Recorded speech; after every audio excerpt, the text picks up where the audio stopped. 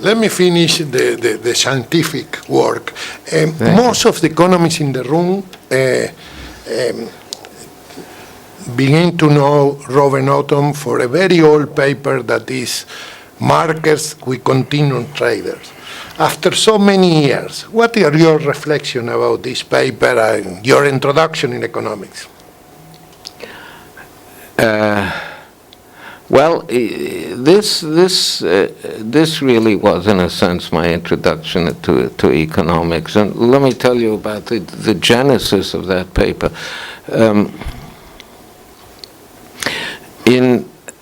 I told you before that I spent a year in Morgenstern's outfit at Princeton in 1960-61. And at the end of the year, there was a conference it was called Recent Advances in Game Theory. It took place in October of 1961 at Princeton University. And again, there were many very prominent people there. Among them was, by the way, Henry Kissinger, who later became the Secretary of State of the United States. He was there. He gave a lecture about game theory. Yes, so Kissinger was really a game theorist. Yes, everything that he did, one can blame on game theory if you want. Yes.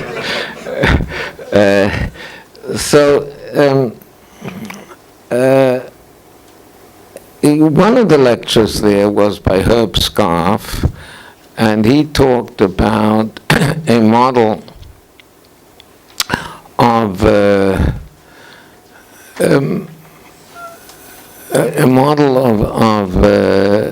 economies with many players. You see, this had already been the beginnings of this idea were already in the book of von Neumann Morgenstern, really.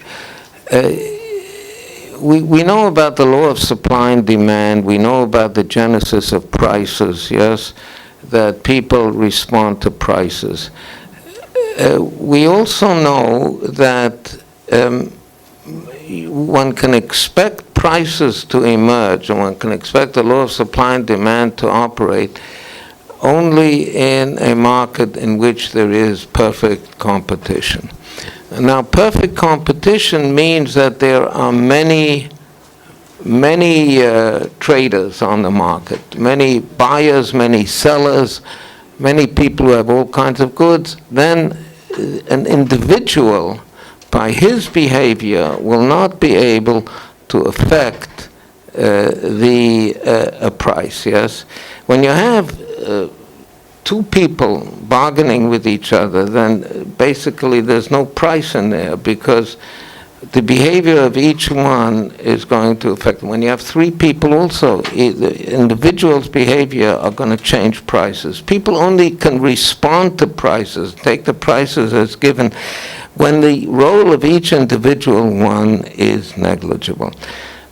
But you know, no matter how many people you have, the role of an individual cannot be negligible if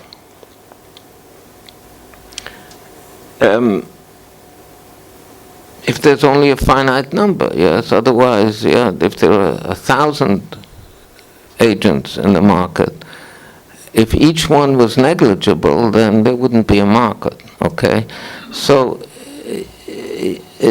you have to have many traders, but any finite number is not going to work. Well, Herb Scarf had a model there with an infinite number of traders, but I don't want to get into too many technical details over there, but his model was awkward. It didn't work very well. And I had seen a paper by Lloyd Shapley and John Milner.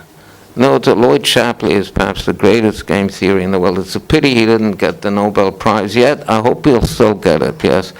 He's close to 90 now, but he still has a chance. As long as you're alive,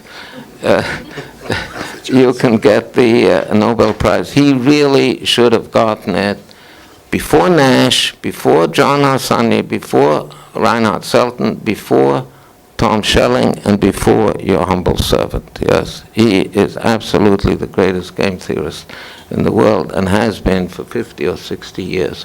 So the Nobel Committee does pretty good work, but they slipped up on this one. Okay.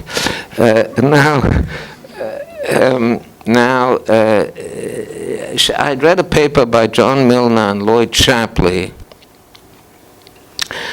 about games with a continuum of players. Now, what is a continuum of players? A continuum is like a liquid, you know, or like the points on a straight line. It's not a discrete infinity, but it's, yeah. So you look at the players in the game as if it's a liquid. The players form a liquid. And I'd read this and I heard Scarf lecture and I said, well, this idea of a continuum of players must be the right way to treat this problem of perfect competition. And it took me a year or two to work it out, but I worked it out. And this paper really made a big hit. It really made a hit, yeah. And it put your humble servant on the map. I think the